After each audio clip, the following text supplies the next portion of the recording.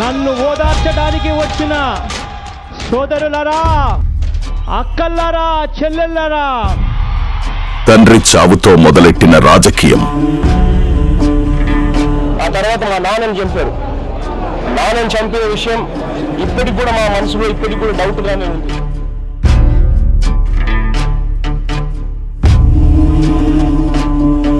సానుభూతి సాకుతో మొదలెట్టిన పాదయాత్ర,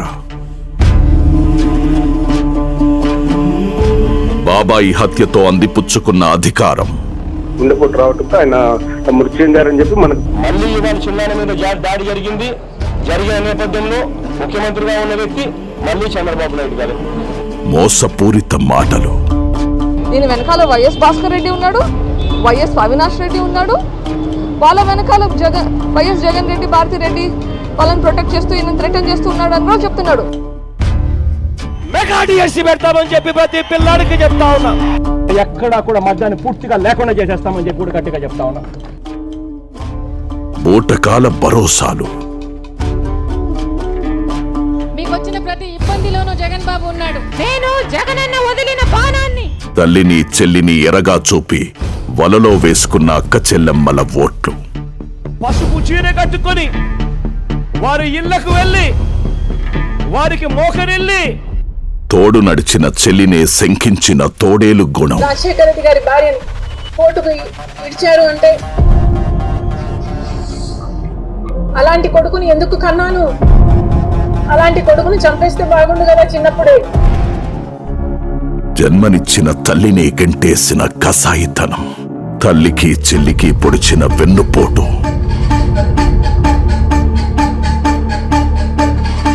బాబాయి హత్యతో అందిపుచ్చుకున్న అధికారం, తిరిగి రాసిన criminal history.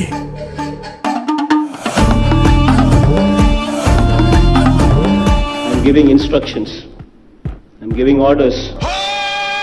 This will be the last meeting here in this country.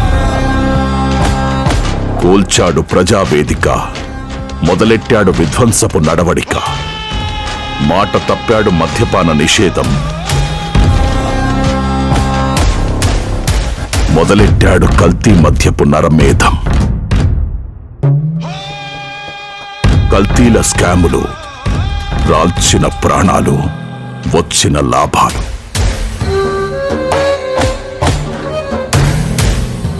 ప్రతి స్కీము ఒక స్కామ్. అడ్డగోలు పాలన, వేల కోట్ల ఆర్జన. చెప్పిందంతా అబద్ధం, చేసిందంతా మోసం. The YSRCP government has come to power. There are a lot of atrocities which are taking place against the Hindu temples. ఆంధ్రప్రదేశ్లో దేవాలయాల మీద దాడులు రోజు రోజుకి పెరుగుతున్నాయి. కుట్ర జరుగుతుంది హిందుత్వ దేవాలయాల పైన, హిందుత్వం పైన. హిందువుల మనోభావాలు దెబ్బతీసేలా ఎన్నో దుశ్చర్యలు, మరెన్నో అపరాధాలు. 10 తలల అధర్మాన్ని ఒక బాణంతో కూల్చిన మన రాములోరి శిరస్సు వేరు చేసిన దుశ్చర్య ఇదేమిటని ప్రశ్నిస్తే మోపిన హత్యానేరం, లేఖితనపు జవాబుతనం. ఆంజనేయ స్వామి చెయ్యకూడితే ఆంజనేయ స్వామికి పోయేదేమీ లేదు, బొమ్మదే. మామూలుగా జరిగిన సంఘటనలను అడ్డం పెట్టుకొని ఆయన దానికి సమాధానం చెప్పడం ఏంటండి? యూజెస్ ఆయన దానికి సమాధానం చెప్పడానికి.